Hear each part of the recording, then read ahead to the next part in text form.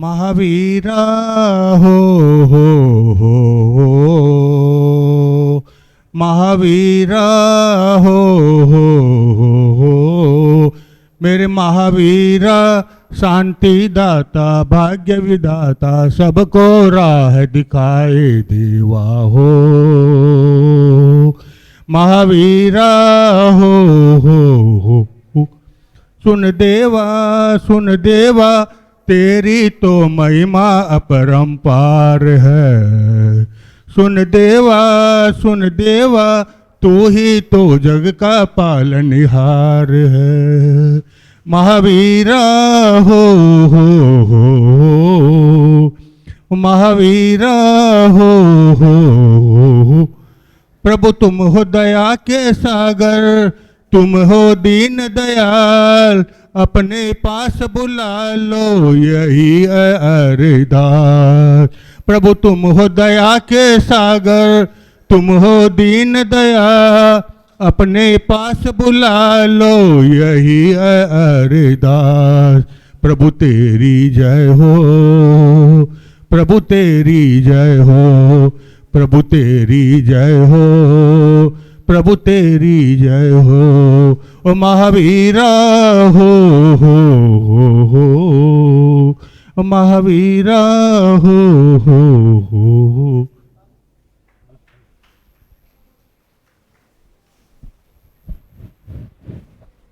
बहुत बहुत धन्यवाद। चलें अब सभी अपने हाथों को जोड़ेंगे और गुरुदेव के चरणों में आग्रह करेंगे, हे गुरुवर अपनी ज्ञानमयी बगिया के कुछमय ज्ञानमयी पुष्प हम सभी को अपने प्रवचनों के माध्यम से प्रदान करने की अनुकंपा करें। हे गुरुदेव नमोस्तु नमोस्तु नमोस्तु गुरुदेव।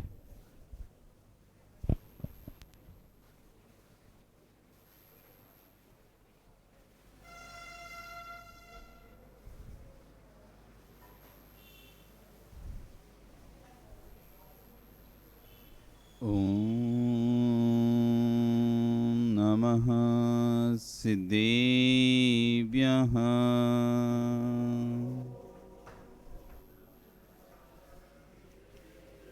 ॐ नमः सिद्धेभ्यः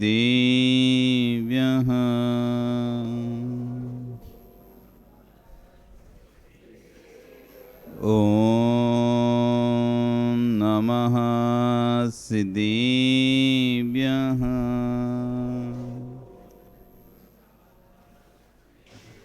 तिर्यणि खग्गिणाय रुत्तारी मोय शेर सिरणी विहो आयरी राव पसियो परवादिण्यु भव्य जी लोए नमो अरिहंताणं नमो सिद्धाणं नमो आयरीयाणं नमो वज्रायाणं नमो लोये सव्यसाहुणं। बोले अनंत अनंत से परमेष्टि भगवानी की आदिरम आदिनाथ भगवानी की वर्तमान शासन महावीर भगवानी की आचार्य कुंद कुंदे स्वामी महाराज जी की आचार्य विश्व सागर जी महाराज जी की अहिंसा में विश्व धर्म की बंधु वर्तमान शासन न्यायिक वर्धमान स्वामी के शासन काल में हम सभी विराजते हैं। तीर्थंकर प्रभु की चरण निश्रा में बैठकर हम सभी यहाँ पर जिन देशना का श्रवण कर रहे हैं। आचार्य भगवान यहाँ पर कल कह रहे थे कि दासी का दास होना पसंद कर लेना, लेकिन परमात्मा के प्रति श्रद्धा को मत छोड़ देना। कोई कितना भी कहे लाखों रुपए ले लो, लेकिन परमात्मा की श्रद्धा को छोड़ दो। लाखों रुपए को ठुकरा देना, लेकिन भगवान के प्रति देवशास्त्र गुरु के प्रति कभी आस्था को मत छोड़ना। कभी कभी विपत्ति के समय लोग सबसे पहले धर्म को छोड़ते हैं। जब जब विपत्ति आती है व्यक्ति पर, वो धर्म को छोड़ देता है। आपके घर में कोई बीमार हो जाए, संकट आ जाए, तो आपका पूजन अभिषेक बाद में करेंगे। अभी घर में बीमारी चल रही है, बीमार है, उसे देखने जाना है, हॉस्पिटल जाना है, यहाँ जाना है, वहाँ जाना है, सब जगह जाना है। लेकिन आपको मंदिर छोड़ के सब जगह का ध्यान रहेगा कि हमें हॉस्पिटल भी जाना है, उसको मिलने भी जाना है, इससे मिलने भी जाना है, पर धर्म का ध्यान नहीं रहेगा। जब जब हमारे ऊपर विपत्ति, संकट, कष्ट आता है, घर में मान लो कोई टैक्स की रेट पड़ जाए, उस समय आपको भगवान का फिर अभिषेक याद नहीं आएगा। फिर आपको उस समय पूजन पाठ याद नहीं आएगा। आपको हम तो इतनी टेंशन में, तुम्हें अभिषेक की पड़ रही, घर में ये हुआ है तो उसकी पड़ रही है, हम टेंशन में। अरे तुम टेंशन में रह के कर भी क्या लोगे? वो तो अपना काम कर ही रहे हैं, वो तो अपना काम कर ही रहे हैं। तुम चाहे टेंशन में रहो चाहे नहीं रहो, तुम खाओ चाहे नहीं खाओ, पानी पियो नहीं पियो, वो तो अपना कार्य कर रहे हैं। उन्हें जो ले जाना लेके जाएंगे, जो उनको ढूंढना ढूंढ के ले ही जाएंगे। तुम कितनी भी टेंशन करते रहो। बस भूले तो क्या भूले, उस समय हम भक्ति को भूल गए। भूले तो क्या भूले। अब 4 दिन तक वो जीव मंदिर नहीं आ रहा। क्यों नहीं आ रहा? अरे भाई रेट पड़ी, उसका टेंशन में है, टेंशन में है। जब जब हमारे घर में कोई भी विपत्ति आती, कभी भी कोई विपत्ति आती है, तो लोग सबसे पहले धर्म को छोड़ते हैं। बड़ा आश्चर्य है, सबसे पहले भगवान को दोष देते हैं। हमारे घर में भगवान को भेजना था, हम इतनी पूजा करते हैं, हम इतना अभिषेक करते हैं, और हमारे साथ देखो ऐसा हुआ। दोष किसको देते हैं? हम इतना पूजा अभिषेक करते हैं और हमारे साथ ही ये घटना घट गई, और वो देखो कुछ भी नहीं करता, उसके साथ तो कुछ नहीं हुआ। ये धर्म करने से फायदा क्या हुआ? भगवान का अभिषेक पूजा करने से फायदा क्या हुआ? उल्टा देखो ऐसा और हो गया। आदमी दोष दे रहा है तो किसको दे रहा है? भगवान। छोड़ो भगवान का मंदिर, मंदिर छोड़ो, अभिषेक पूजन, कोई फायदा नहीं हुआ, उल्टा और नुकसान हो रहा है। तात्पर्य है ऐसा क्यों बोलते हो? ये भी तो बोल सकते थे, चलो मंदिर जाने से देखो बहुत बड़ी विपत्ति आने वाली थी, छोटे में निपट गए। बहुत बड़ा संकट आने वाला था, छोटे में निपट गया। ना जाने कितना बड़ा संकट आता। जब से भगवान की भक्ति पूजा आदि किए तो संकट कम हो गया है। बड़े बड़े संकट छोटे छोटे में निपट रहे हैं। ऐसा भी सोच सकते थे, लेकिन हुआ क्या? कितनी बड़ी भी विषमता आ जाए, चाहे कौड़ी से करोड़पति हो जाओ, करोड़पति से रोड़पति हो जाओ, तब भी पंच परमेष्टि सिद्धा से नूर नहीं जाना। जाने का मन ना भी हो मंदिर, तब भी जबरदस्ती मंदिर जाना। यदि मंदिर आने का मन ना भी हो, तब भी मंदिर आओ। गौरव, मंदिर आने का मन नहीं भी हो ना, तब भी मंदिर आया करो। सारे दोस्त घूमने फिरने खेलने जाएं, तब भी तुम मंदिर आओ। मन सोच कर रहा है कि नहीं नहीं आज अपन भी खेलने जाते, रहने देते, मंदिर छोड़ते हैं, क्या ज़रूरत है, और कोई तो आ ही नहीं रहा, अपन अकेले आके क्या करेंगे, ऐसा मन बोले, तब भी उस मन को बोलो मंदिर जाओ जाओ। एक बहुत अच्छा उदाहरण आचार्य उन कह रहे हैं, दुख के दिनों में मंदिर जाने की इच्छा नहीं होती। दुख के दिनों में, कष्ट के दिनों में, पीड़ा के दिनों में, शरीर की अस्वस्थता के दिनों में मंदिर जाने की इच्छा नहीं थी। आदमी सोचता सो लो, अब थक, आज तो तबीयत ठीक नहीं है, सो लेते हैं, आज नहीं जाते मंदिर। आज बहुत टेंशन है, घर में चिंताएं हैं, आज मंदिर नहीं जाते। जब जब दुख का, तकलीफ का, आप मंदिर कब आ रहे हो? जब आप अच्छे हो, आप स्वस्थ हो। थोड़ा सा भी शरीर में जुकाम बुखार लग जाए आपको, फिर आप सुबह नहीं उठोगे, आज नहीं जाते, तबीयत ठीक नहीं, थक गए हैं, बाहर से आए हैं, शादी करके आए हैं, कहीं से घूम के आए हैं, इधर से उधर से आए हैं, थक गए हैं, बहुत दिन हो गए, आज आराम से सोएंगे, मंदिर मंदिर छोड़ो।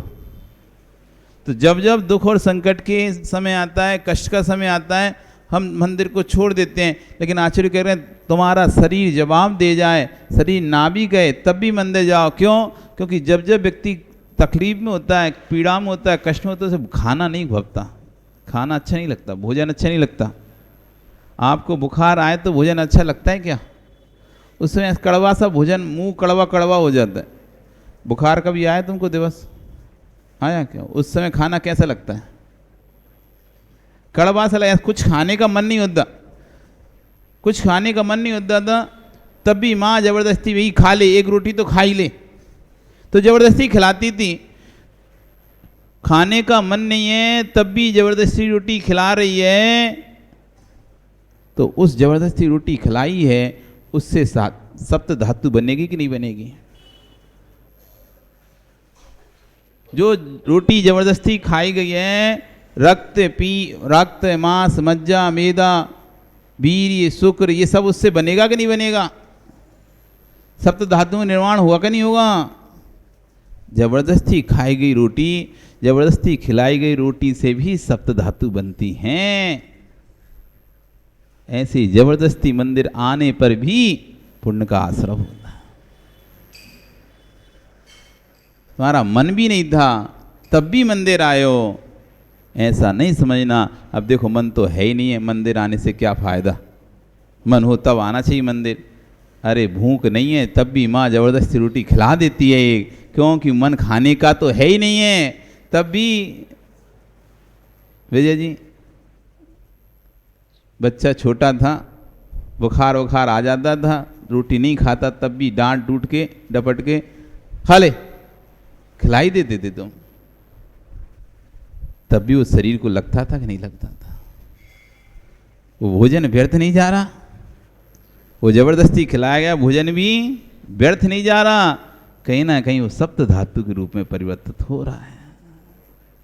ऐसे ही आपका मन नहीं भी कर रहा तब भी मंदिर आओ, वो मंदिर आना आपका व्यर्थ नहीं होगा, कहीं ना कहीं पुण्य रूप फलित होगा।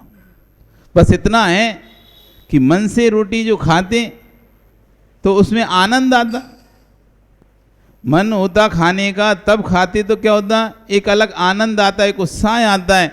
और बिना मन के खा रहे तो उत्साह आनंद नहीं आ रहा, बस खा रहे हैं, लेकिन सप्त धातु दोनों ही बन रही हैं। आनंद बस एक में आनंद नहीं है, एक में आनंद है। ऐसी जो मन से मंदिर आता है उसको आनंद आता है, जो मन से मंदिर नहीं आता है, जबरदस्ती आ रहा है, आनंद भले नहीं आएगा। जैसा आनंद खाली पेट में भूख लगने पर आता है, वैसा आनंद दुख पीड़ा के समय उसको नहीं आएगा, लेकिन फिर भी वो रोटी, वो सब्जी, वो भोजन उसके लिए सप्त धातु तो परिणत करेगा ही करेगा। दुख के दिन होते हैं तो मुख में रोटी खाने की इच्छा नहीं होती, लेकिन तब भी रोटी खाता है कि नहीं खाता? जबरदस्ती भी खाएगा तब भी सप्त धातु बनेगी रोटी से।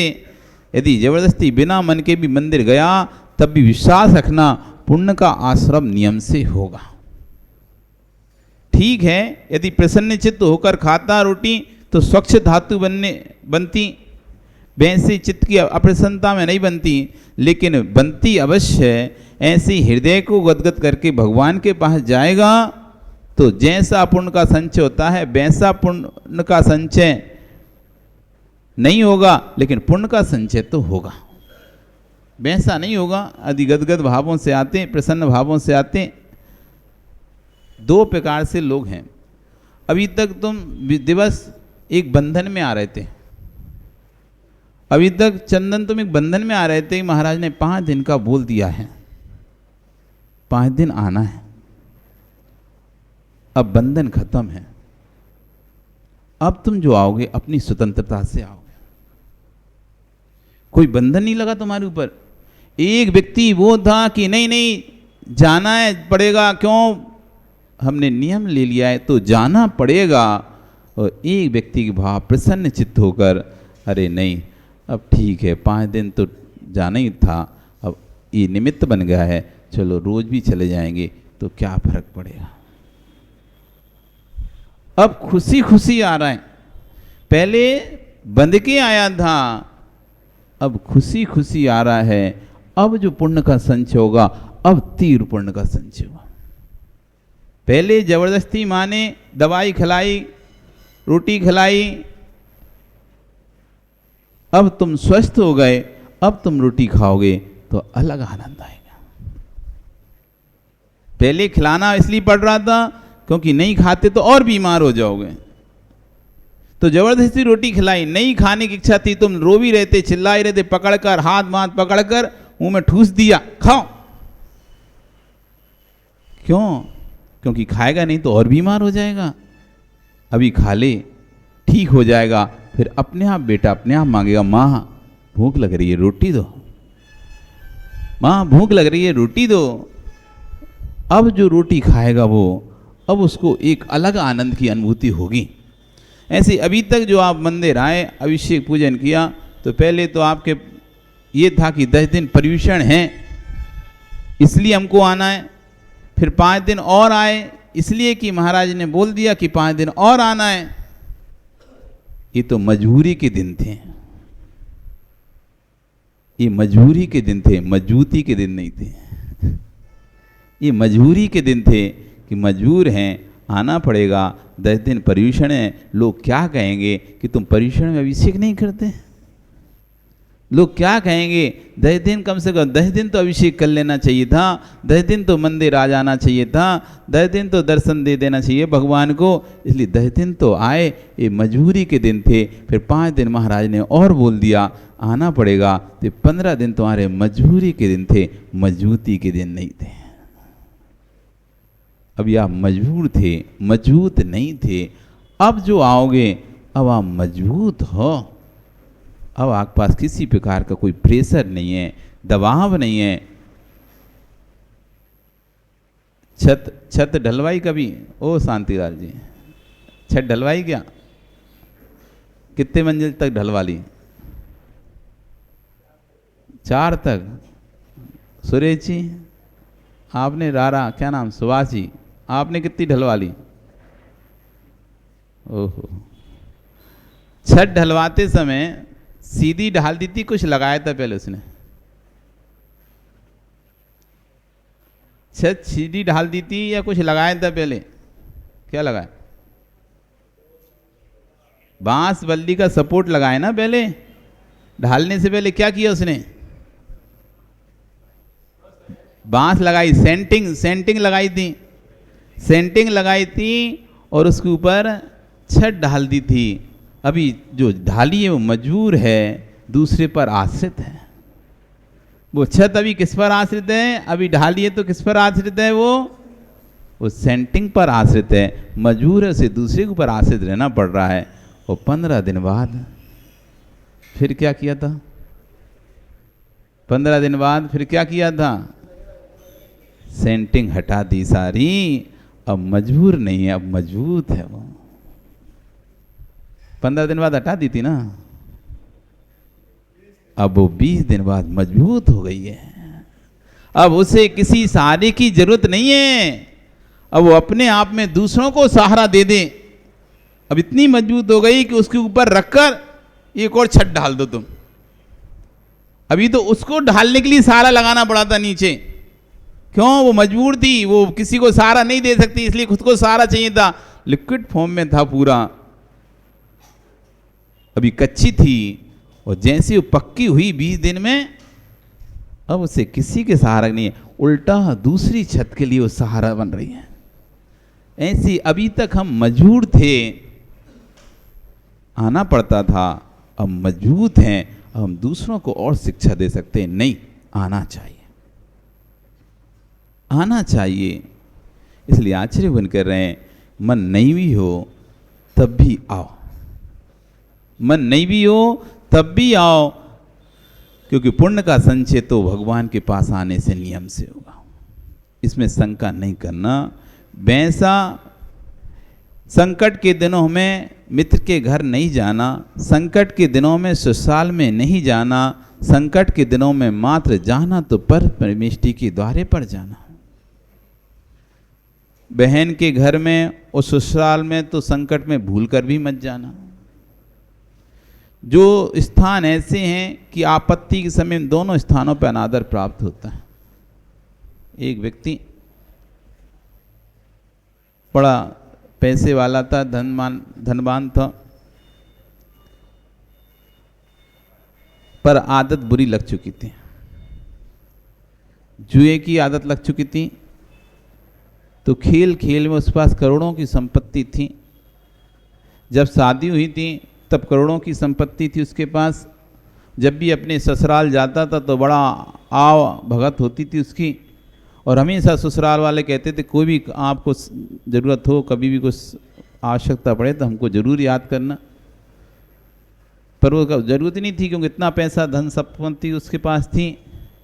लेकिन कितना भी पैसा धन संपत्ति हो, जब आदत एक बुरी लग जाती है तो सब नष्ट हो जाता है धीरे धीरे। 7 व्यसनों में से कोई भी एक व्यसन यदि आपको लग गया तो आप कितना भी धन संचय करके रख लो, सब नष्ट हो जाना है। तो उसे जुआ खेलने का व्यसन था, ताश खेलने का। ताश में ऐसा व्यसन था कि धीरे धीरे वो अपनी घर की सब संपत्ति को बेचता गया, और एक समय ऐसा आया कि सारी संपत्ति उसकी नष्ट हो गई। अब दर दर की ठोकरें खाने की स्थिति आने लगी, भोजन के भी लाले पड़ने लगे। अब उसकी दिमाग में अरे यार मैंने क्या किया, क्यों ऐसा? क्योंकि आदमी जब सब कुछ हार जाता है तब उसको लगता है अरे क्यों खेला, नहीं खेलना चाहिए था। अब उसको फिर बाद में अकल आती है कि अरे अरे हमने तो जुआ खेल के सारा नष्ट कर दिया, ये बर्बाद कर दिया पूरा पैसा, जुआ सट्टा में, डब्बा में, शेयर मार्केट में, इसमें उसमें, तो पूरा पैसा नष्ट कर देता है। उसके बाद व्यक्ति का दिमाग खुलता है, लेकिन तब तक तो लाखों रुपए नष्ट हो जाते हैं। अंदर ही अंदर विजय जी व्यक्ति लाखों रुपए नष्ट कर देता है, पता भी नहीं चलने देता किसी को। वो ऐसा जुआ है वो दिखता भी नहीं है, बस खर्चा ही होता है, ना हाथ में कुछ आता ना कुछ जाता, बस पैसा पूरा निकल जाता है। ये क्या है? कमोडिटी, शेयर मार्केट, लेना देना, हाथ में कुछ आया नहीं है और तब भी पूरा घाटा हो गया। लालच व्यक्ति का जैसे थोड़ा सा लाभ बढ़ता है तो लालच बढ़ जाता है। व्यक्ति को एक बार लाभ होता है, 2 बार लाभ होता है, 100 बार लाभ होता है, एक बार ऐसा घाटा होता है वो 100 बार का लाभ एक बार में चला जाता है। 100 सुनार की और 1 लोहार की हो जाती है। व्यक्ति लोभ में अरे देखो हमने 1000 लगाए थे 5000 हो गए, अब सोचता है इस बार फिर 1000 लगाते हैं, फिर उसने 1000 लगाए फिर 5000 हो गए, अब सोचता है क्या 1000 रुपये लगाएं, अब 10,000 लगाएंगे। अब उसने कमाए थे ना 10,000, तो 10,000 लगाए, उसको 1 लाख में लगाए। भैया अपनी किस्मत बहुत अच्छी चल रही है, अभी लगा लो, अपनी किस्मत अच्छी चल रही है अभी लगा लो। किसी ने सलाह भी दे दी, हाँ भैया तुम देखो जिसमें हाथ डाल रहे हो उसमें ही तुम्हारा काम बढ़िया हो रहा है। तुमने 1,000 लगाए थे, 5 मिले, फिर 1 लगाए, फिर अब क्या तुम 10,000 लगा, देखो 1 लाख हो गए तुम्हारे। वो भी सोचते हैं यार किस्मत तो अपनी बहुत अच्छी चल रही है, इस बार क्या करें 5 लाख लगाते हैं। तो 5 लाख लगाए उसने और ये 50 लाख हो गए। अब किस्मत तो बहुत अच्छी चल रही है, 50 लाख ये हैं। दोस्त से कहता है अरे एक काम कर, तू 50 लाख तू देख, कुछ दिन बाद वापस करूँगा, इस बार मैं सीधा 1 करोड़ रुपए लगाऊंगा। और जैसे उसने लगाए अब किस्मत अभी तक अच्छी थी, अब किस्मत गई, फिर 50 भी गए और 50 का कर्जा भी कर गए।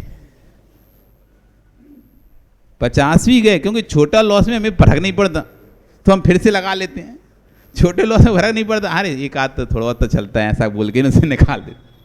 फिर 50 और लोभ हमारा बढ़ता, जैसे जैसे लाभ बढ़ता है वैसे वैसे लोभ बढ़ता है। अब हमने 50 लाख तो थे हमारे पास, क्योंकि वो तो आ गए, हम तो यही सोचा थे तो हमारे फ्री के आए हैं, 50 और लगा देते हैं 1 करोड़ हो जाएगा, बढ़िया अब इस बार आएगा, बस अब आखिरी है इसके बाद कभी नहीं खेलेंगे। क्या सोच के लगाता, ये आखिरी दाव लंबा वाला लगा दे रहे, फिर आएगा तो आराम से ऐसो आराम करेंगे, अब फिर खेलने मिलने का काम खत्म। वो आखिरी दाव ऐसा पड़ता है 100 सुनार की 1 लोहार की, अब पूरी जिंदगी अब उस पैसे को पटाते रहो। घर बिक गया, मकान बिक गया, दुकान बिक जाती है आदमी की, घर बिक जाता है, मॉर्टगेज रखा हो जाता है, गिरवी रखा हो जाता है, दुकान हो जाती खत्म, व्यापार से पूरी पूंजी निकल जाती है, ऊपर से लेनदार, कर्जदार, बैंक का ब्याज, इधर का ब्याज, उधर का ब्याज, पूरा अस्त व्यस्त तहस नहस हो जाता है। यदि कमज़ोर है तो फिर कभी खड़ा नहीं हो पाता, और यदि मजबूत है तो धीरे धीरे फिर से खड़ा हो जाता है, चला जाता है। अब उस व्यक्ति का लत लग चुकी थी जुए की, तो धीरे धीरे करके करोड़ों की संपत्ति जिसके पास थी, वो सारी संपत्ति धीरे धीरे नष्ट होने लगी और पूरा धन नष्ट हो गया। दिन ऐसे आ गए, अब तो ये लग रहा था कि खाने के लिए भी मुश्किल पड़ रही है, दाने दाने के लिए मोहताज। जो सब संपत्ति थी वो सब चले गई, महल से किराए के मकान पर आ गए, महल से किराए के मकान पर आ गए। बड़ा परेशान उदास, पत्नी बोली देखो कितनी बार समझाया था तुमसे, ये जुए की लत छोड़ दो, ये सट्टे की लत छोड़ दो, लेकिन तुमने नहीं मानी। अब वो रो रहा है। पत्नी कह रही कोई बात नहीं, एक काम करो, अब जो हो गया सो हो गया, उसे छोड़ो, आप मेरे ससुराल चले जाओ, मतलब मायके चले जाओ, मेरे मायके जाओ, मेरे माता पिता कुछ ना कुछ तो तुम्हारी मदद करेंगे, और उस मदद से फिर तुम फिर से व्यापार शुरू करना। वो मना करता है, नहीं रहने दो। लेकिन पत्नी बार बार जिद करती है, पत्नी बार बार जिद करती है कि नहीं नहीं जाओ जाओ, कुछ तो मदद होगी, कुछ तो काम होगा। तो फिर भी सोचता है चलो अब इतना कह रही है तो एक बार चलते हैं, ससुराल फिर के आते हैं। तो जाता है, तभी पत्नी कहती है एक काम करो, ये थोड़े से चने ले जाओ रास्ते के लिए, खाने के लिए। वो कहता है अब ससुराल जा रहे हैं, चने की क्या जरूरत पड़ेगी, वहाँ तो बढ़िया माल मसाला खाने मिलेगा। तो नहीं नहीं फिर भी लेके जाओ। वो अपनी पोटली में थोड़ा सा चना बांध के लेके जाता है। ससुराल वालों को तो खबर थी कि भाई कि दामाद जी का सब कुछ नष्ट, सट्टे में नष्ट कर चुके हैं, जुए में नष्ट कर चुके हैं, अब कुछ ही नहीं बचा है, खाने के लाले पड़ गए हैं। वो समझ रहे थे कि अब जरूर ये अपने पास मांगने आएंगे। वो पहले से तैयार थे, और जैसे ही उन्हें सूचना और खबर मिली कि दामाद जी आ रहे हैं, तो अपनी पत्नी को ससुर समझाते हैं, देखो दामाद जी आए तो पहले तो ये कि तुम बोल देना मैं घर पे नहीं हूँ, और आ जाए अचानक, और यदि दूर से दिख जाएं तुम बंदी कर देना दरवाजे, अपन है ही नहीं ऐसा दिखा देंगे, क्योंकि अब वो आ रहे हैं तो कुछ तो मांगेंगे। वो इधर बड़ा खुश होकर जा रहा है, दूर से दामाद जी को आकर देखते हैं। दामाद जी देख लेते हैं हाँ बाहर बैठे हुए हैं सास ससुर, और जैसे ही वो दूर से दिखते हैं दामाद जी उनको आते हुए, तो जल्दी से कमरे के अंदर होके गेट बंद कर लेते हैं, चटकनी लगा लेते हैं। इधर वो देख रहा था कि एक समय वो था जब दूर से देख लेते थे तो फूल की रास्ते में फूल बिछाना शुरू कर देते थे, दीपक जलाना शुरू कर देते थे, आरती उतारने के लिए थाल लेकर आ जाते थे। और एक समय देखो कि आज जब सब कुछ नष्ट हो गया है, दूर से देखकर गेट बंद कर दिया मुंह पे। सबके दिन एक से नहीं होते, इसलिए विपत्ति के समय में कभी भी नहीं जाओ किसी के पास। विश्वास रखें, यदि अपना अनादर कराना है, अपना सम्मान खोना है, सूखी रोटी खाओगे तो सम्मान बना रहेगा, लेकिन किसी के दर पर मांगने चले जाओगे, वो करेगा नहीं करेगा, लेकिन सब जगह आपका जरूर कह दे दो मेरे पास मांगने आया था। वो मदद करेगा नहीं करेगा भरोसा नहीं उसका, लेकिन कह जरूर सब में देगा, तुमको बोल कर कि देखो ये मेरे यहाँ पे मांगने आया है। तो उसने बंद कर दिया। जैसे ही वो पहुँचा घर के नज़दीक, उन्होंने मुंह पर ही गेट बंद कर दिया। और समझदार को इशारा काफ़ी, समझदार को इशारा काफ़ी। दूसरा लगे हो सकता उन्होंने देखा नहीं होगा, देखा नहीं इसलिए बंद कर दिया, लेकिन समझने वाला समझ जाएगा कि जो पहले दूर से देखकर पहचान जाते थे, आज वो पास में भी पहचान नहीं पा रहे, और घर का दरवाज़ा बंद करे, इसलिए मतलब वो चाहते हैं कि तुम चले जाओ, यहाँ मत आओ। ये बहुत कम लोगों के अंदर समझदारी होती है कि जो दूसरों के भावों को समझ पाए। आपको व्यक्ति चाहता है कि नहीं चाहता है, ये बात हर कोई नहीं समझ पाता। वो समझता है अरे अरे वो तो कोई बात नहीं, कोई बात नहीं। ऐसे कोई बात क्या नहीं।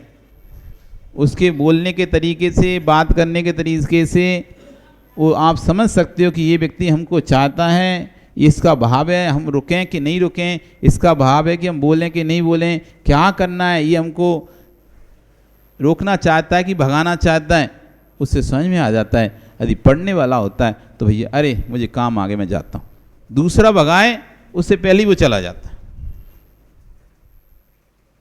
तो कौन कैसे क्या भावों से रखता है ये पकड़ लेता है। उस व्यक्ति ने पकड़ लिया, अरे उल्टे पैर वापस लौटने लगा। तभी वो क्या देखता है, एक व्यक्ति अपनी मुद्रा ढूंढ रहा है। मुद्रा मतलब अंगूठी। वो पूछता भाई क्या, कहाँ, क्या ढूंढ रहे, कौन हो तुम? तो बोलता मैं विद्याधर हूँ और मेरी एक मुद्रिका छूट गई है। यदि वो मुद्रिका मुझे नहीं मिलती तो मैं अपने नगर नहीं पहुँच पाऊँगा। मुझे वो मुद्रिका की बहुत आवश्यकता है और मुझे वो मुद्रिका यानी अंगूठी मिल नहीं रही कहीं भी। आप मेरी मदद करो, कहीं कुछ मिल जाए। तो सोचते अब क्या, आप घर जाके भी क्या करेंगे जल्दी। उसके साथ मेहनत करके वो उसकी अंगूठी ढूंढाने में मदद करता है और बहुत प्रयास के बाद वो उसकी अंगूठी ढूंढकर उसको दे देता है। जैसे ही वो देता है तो वो बड़ा खुश हो जाता है। मैं 2 दिन से परेशान हूँ, 2 दिन से ये ढूंढ रहा हूँ, मैं अपने गांव, अपने नगर नहीं जा पा रहा था, विद्याधनों की नगरी में नहीं जा पा रहा था। इस अंगूठी के कारण मेरी सारी विद्याएं नष्ट हो चुकी थी। आज आपने इसको ढूंढकर मेरे को बहुत बड़ा उपकार किया है। अब मैं अपने देश वापस जा सकता हूँ।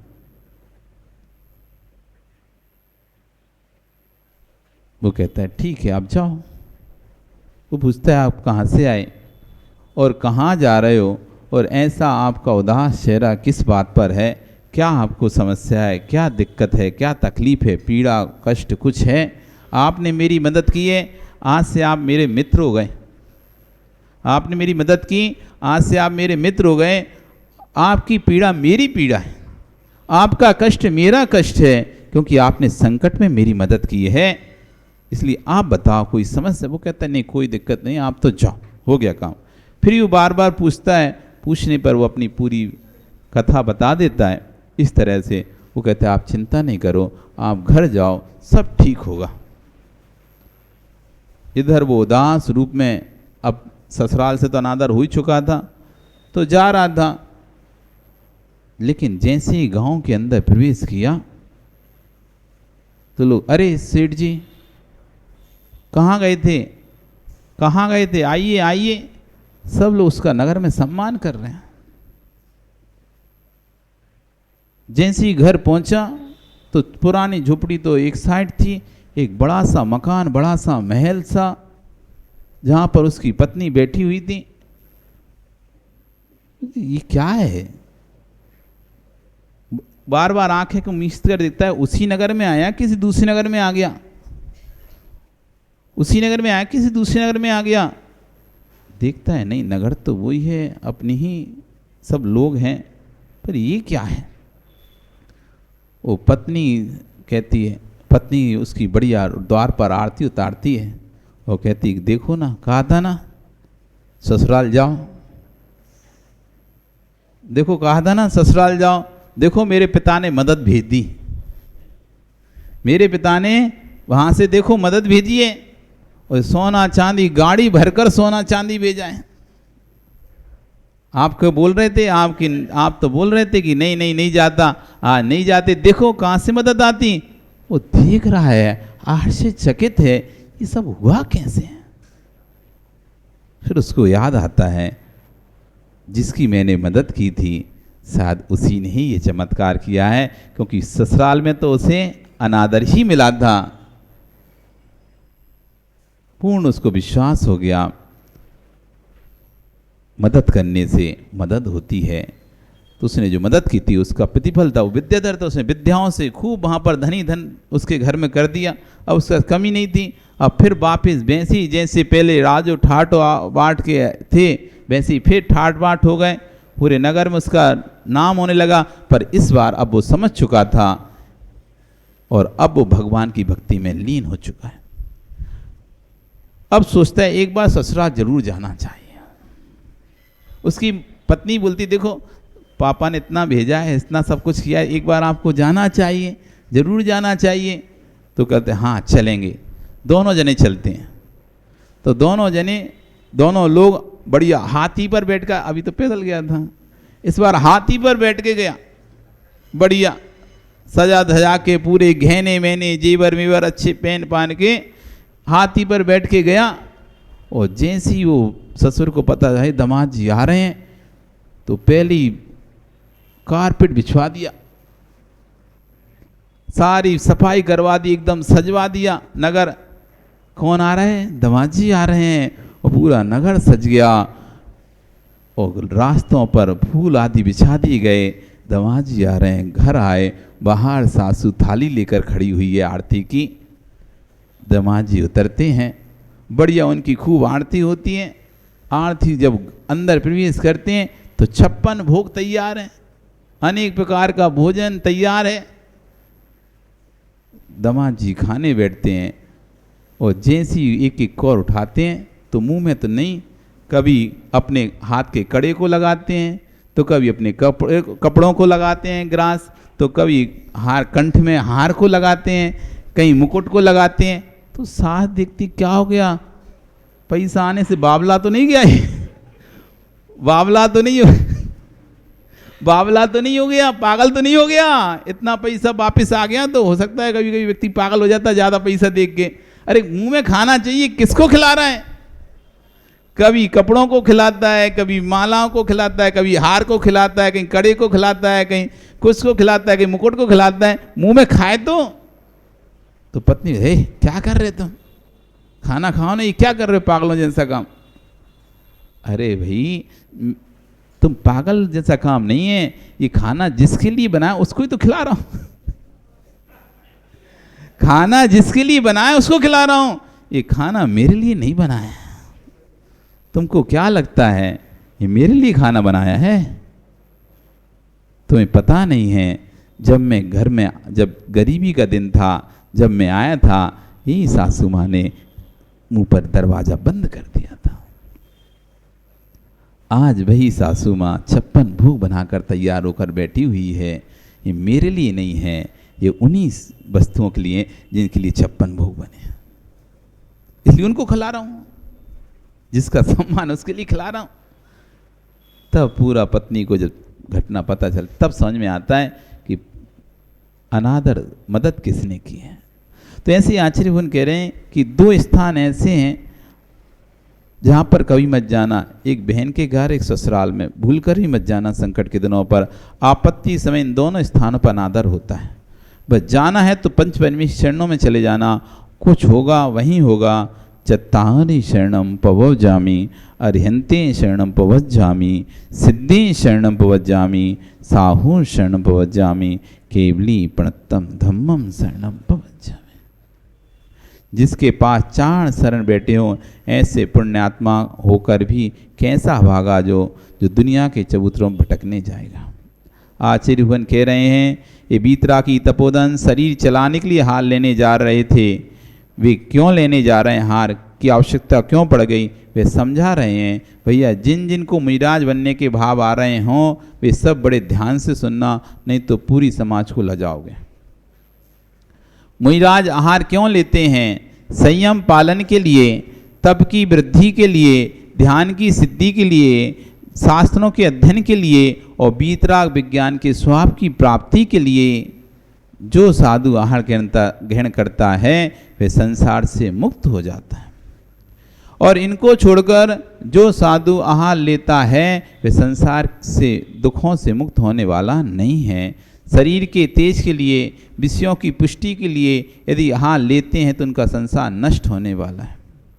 अभी तक श्रावक को समझा रहे थे, अब श्रवण के लिए आ गए, क्योंकि ग्रंथि ऐसा है जिसमें एक लाइन श्रवण के लिए है तो दूसरी लाइन श्रावक के लिए, पहली लाइन यदि श्रावक के लिए है तो दूसरी लाइन श्रवण के लिए। अभी श्रावक के लिए समझा रहे थे, अब श्रवण के लिए समझा रहे हैं कि आहार क्यों लेना, भोजन क्यों करना, शरीर की पुष्टि के लिए नहीं, शरीर में तेज बढ़ाने के लिए, शक्ति बढ़ाने के लिए नहीं, बल्कि संयम के पालन के लिए, तप की वृद्धि के लिए, ध्यान की सिद्धि के लिए, अध्ययन के लिए और वीतराग स्वरूप की प्राप्ति के लिए इन कारणों से आहार करना चाहिए। यदि इन कारणों को छोड़कर अन्य कारणों से आहार करते हैं तो उसका संसार नष्ट होने वाला नहीं है। और क्या कह रहे हैं कुंद कुंद स्वामी, साधु बन गए, अंजलि लगाकर चल दिए और तनक सी इच्छा की विपरीत चर्या हो गई तो आग बबूला हो गए। बोले कुछ नहीं बनता तो क्यों लगा बैठे गए चौका। हे महाराज, तुमने क्या किया? उसने सुबह से इतना श्रम किया, उसकी भावनाओं से तो पूछो। जितना अच्छा अपने बेटों को नहीं खिला पाया उतना आपको बनाकर खिला रहा है। आपको तनक भी विवेक से बात करना चाहिए। अभी साधुओं को समझा रहे हैं, भैया साधु आए घर में तो होली दिवाली जैसा पर्व दिखाई दे, तब तो आनंद आए कि साधु पधारे हैं। और साधु नगर में आए अथवा घर में पधा दें और घर में क्लेश दिखने लग जाए तो श्रावक कहेगा, भैया कहाँ भूल कर ली हमने, चौका लगाया क्यों, ये आपत्ति खड़ी कर ली सिर पर कि आओ बैल मुझे मार। नगर में साधु पधार जाएं और संग शांत है तो समाज रोज पर्व मनाता है, और साधु क्लेश करे, आपस में झगड़ते हों तो विश्वास मानो नमोस्तु करने तो जाएंगे, परंतु श्रावक मन करता है कि क्या करूं, 1 महीना और बचा, 15 दिन और बचे, अब तो बिहार हो ही जाएगा। एक बात आचार्य हमेशा कहते हैं कि आप नगर में आओ तब लोग हंसें और जब नगर से जाओ तब लोग रोएं तो समझना तुम्हारा चतुर्मास सफल है। आप आओ सो लोग रोएं और आप जाओ तो लोग हंसें समझ लो आपकी क्या स्थिति है। दोनों स्थितियां हैं, आने पर लोग हंसते हैं, जाने पर रोते हैं, तो मतलब वो आपको भेजना नहीं चाहते हैं, आप अच्छे लगते हैं तो समझना आप सफल हैं। और आने पर रो कहाँ से आ गया, कौन ज़बरदस्ती अब छोड़ के चला गया, अब इनको हमको करना पड़ेगा। और जैसे ही बिहार हो, भैया बच शांति। अब तो कह रहे हैं घर शांत हो, साधु शांत होता है, समाज में रोज पर्व मनता है, रोज उत्साह रहता है, परंतु रोज पर्व मनता है और साधु क्लेश करे, आपस में झगड़े तो विश्वास मानो लोग कहते हैं भैया कितने दिन और बचे हैं, कब जाएंगे। वो विहार करने पर बड़ा उत्साह मनाते हैं। इतने तो महान है कि समाज को सोचना पड़ गया कि अब 15 दिन और बचे हैं। सुनो, मुनि बनकर क्लेश मत करना। किसी के घर जाकर नारी की लज्जा और साधु की लज्जा, ये 2 गुण नष्ट नहीं होने चाहिए। याचनाशील नहीं होना चाहिए। साधु को कभी किसी से कुछ मांगना नहीं चाहिए। महाराज बन गए, अंजलि लगाए खड़े हो और श्रावक से सारे वस्तु मंगा रहे हो। अरे ज्ञानी, ये अरिहंत की मुद्रा है, तीर्थंकर की मुद्रा है, इस मुद्रा में आप लड्डू मत मांगो।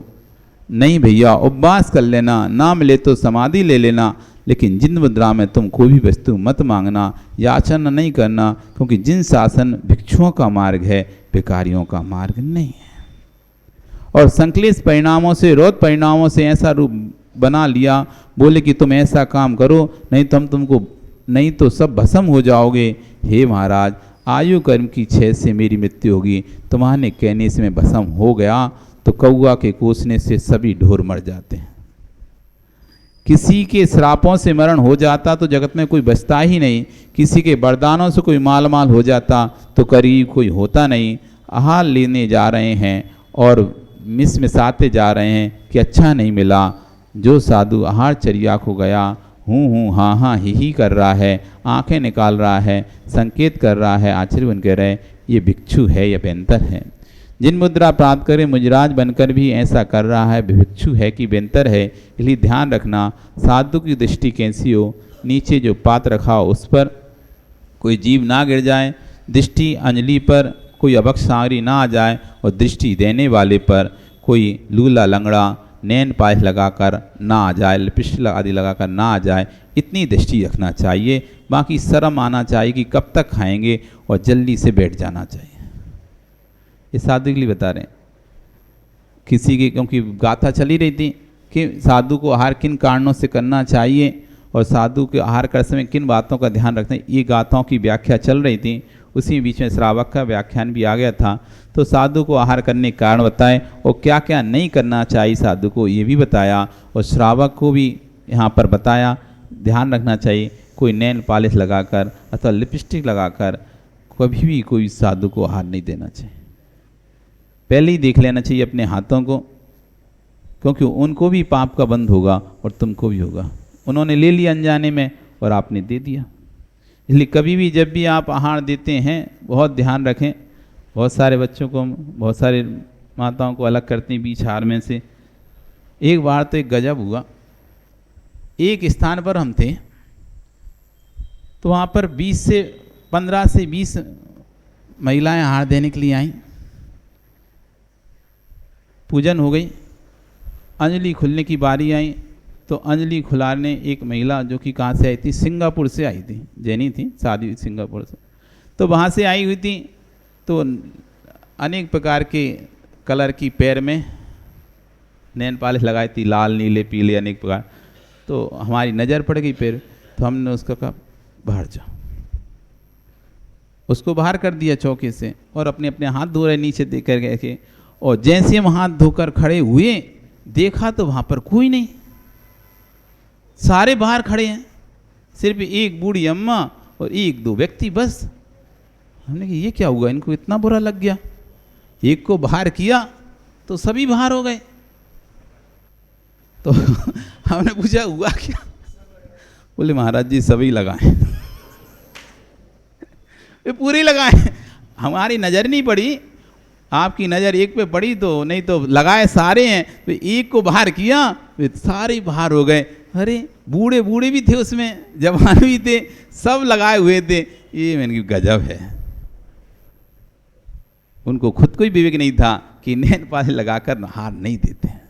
सभी लोग लगाए थे पूरे खाली, बस एक बुजुर्ग माँ और एक दो आदमी, बस बाकी सब जबकि 20 से 25 लोग थे। ये पहली बार नज़ारा देखा, सभी लोग लगा के आए थे। कि वो और बोले कि आज हार देना तो और जान के लगाए गए अच्छे से, मतलब तैयार हो के, जैसे पार्टी से आते ना तैयार हो के, कहीं महाराज हम तो हार देने के लिए और तैयार हो गए। अरे यही नहीं पता था कि हार के समय निकालना पड़ता है और लगा के आए। तो नैन पॉलिश आदि कोई लगा के हार ना दे, बस इतने चीज़ों को साधु देखते हैं, उसके बाद और कुछ भी नहीं दिखते। बाकी दृष्टि नीचे, बाकी शर्म आती है कि कब तक खाएंगे इनके साथ। हे भगवान कब दिन आए कि आहार लेना भी बंद हो जाए और अंश रूप में लीन हो जाए, ऐसी भावना चाहिए। पर पुद्गल के टुकड़ों के राग में कभी अरिहंत की मुद्रा को नहीं छोड़ना, अरिहंत को नहीं छोड़ना चाहिए। आखिरी मंत्र में आचार्य भगवान कह रहे हैं समापन के समय कि पर मुद्रा के चक्कर में, पर धन के चक्कर में कभी अरिहंत को मत छोड़ना, अरिहंत की भक्ति को मत छोड़ना, देवशास्त्र की श्रद्धा को मत छोड़ना, क्योंकि ये गया तो सब कुछ गया। ये गया तो सब कुछ गया और ये है तो सब कुछ। एक पहले एक स्लोगन चलता था, धन गया, क्या कहते थे, धन गया तो कुछ नहीं गया, और धन गया तो कुछ नहीं गया, और क्या था इसके आगे, शरीर गया तो स्वास्थ्य गया तो कुछ गया, लेकिन चारित्र गया तो सब कुछ चला गया। ऐसी श्रद्धा गई तो सब कुछ गया। वो शुभम चक्रवर्ती तब तक ही सुरक्षित था जब तक श्रद्धा थी, और जैसी श्रद्धा नष्ट हुई उसकी, और वैसी उसको देव ने मार दिया और साथ में नरक चला गया। इसलिए बस कुछ भी हो जाए, देव गुरु पर अपनी श्रद्धा को बनाकर रखना। आंधी आए, तूफान आए, ओले गिरें, सोले गिरें, लेकिन हमारी इतनी अकांड श्रद्धा होना चाहिए कि हर परिस्थिति में, कितना भी कष्ट का दिन हो, संकट का दिन हो, कितनी भी व्यस्तता का दिन हो, मैं एक बार तो भगवान के दर्शन करने जरूर जाऊँ।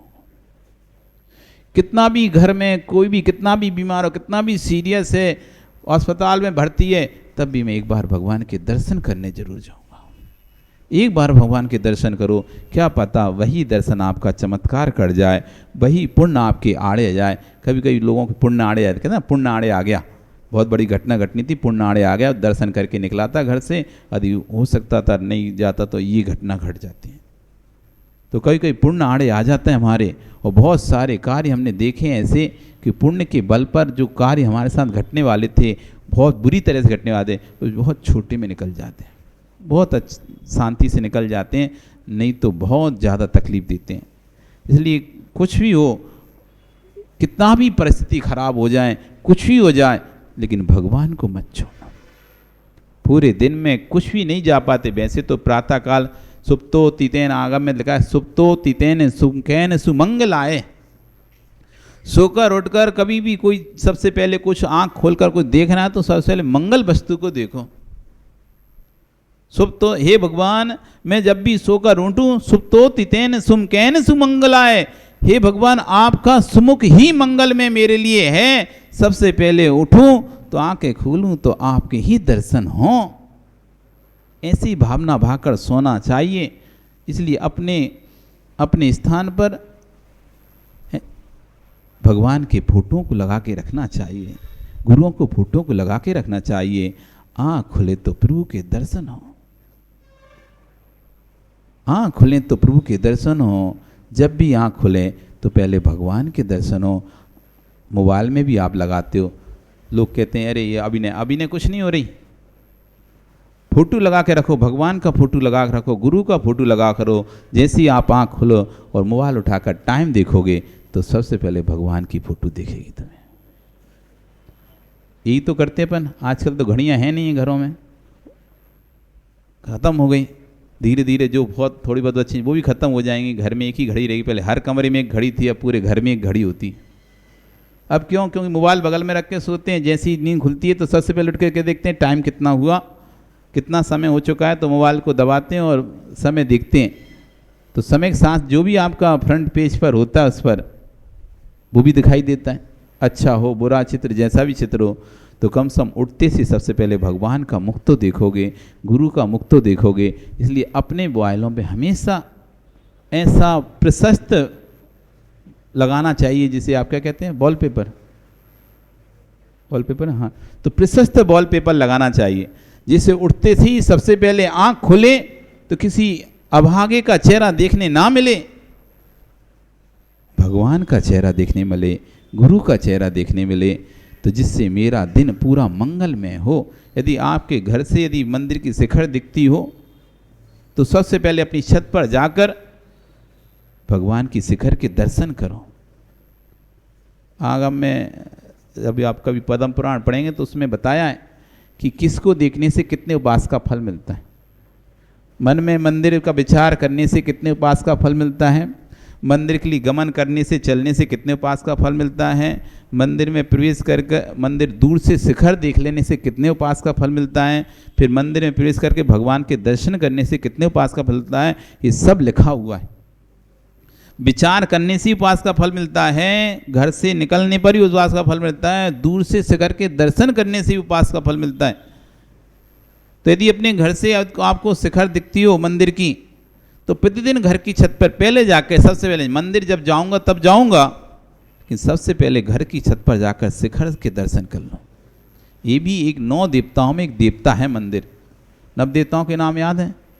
अरियंत, सिद्ध, आचार्य, उपाध्याय, साधु, जिन धर्म, जिन आगम, जिन चैत्य और जिन चैत्यालय। चैत्यालय देव है, मंदिर पूरा एक देव स्थान कहलाता है। 9 देवताओं की पूजा करते हैं, उसमें चैत्यालय आता है, तो मंदिर की शिखर भी एक देव हो गया 9 देवों में, क्योंकि पूरा मंदिर एक देव स्थान है। तो उसका भी तुमने दर्शन किया है शिखर का, तो तुमने मंगलभूत वस्तु का दर्शन किया है, फिर उसके बाद आकर भगवान के दर्शन कर ही लोगे आप।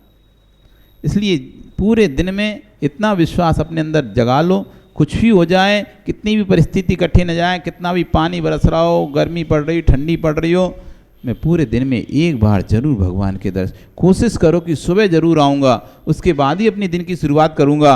मंगल वस्तु को देखकर दिन की शुरुआत करते हैं।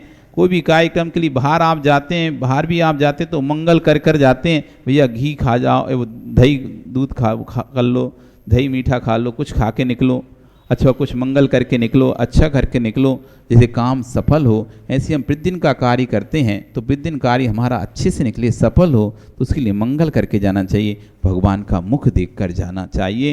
इसलिए प्रतिदिन रोज सुबह उठकर सबसे पहले सारे काम छोड़ो, दर्शन करो, अब फिर पंकज कहीं जाओ। हम भगवान को छोड़कर बाकी सब काम करते हैं, बस संडास में बैठने का समय कम करते नहीं हैं, ब्रश करने का समय कम करते नहीं हैं, मोबाइल देखने का, व्हाट्सअप देखने का समय कम करते नहीं हैं, वो सब वैसा ही है, बस समय की कमी है तो भगवान के दर्शन के लिए ही है, तो उस कमी को दूर करो, क्योंकि जिसके अंदर श्रद्धा है, जिसके अंदर भक्ति है, कल्याण उसी का है। आपका समय कल फिर आओगे तो पुनः चर्चा करेंगे। बोलिए भगवान महावीर स्वामी की जिनवाणी स्तुति। जावाणी के ज्ञान ते हैं सूझे लो,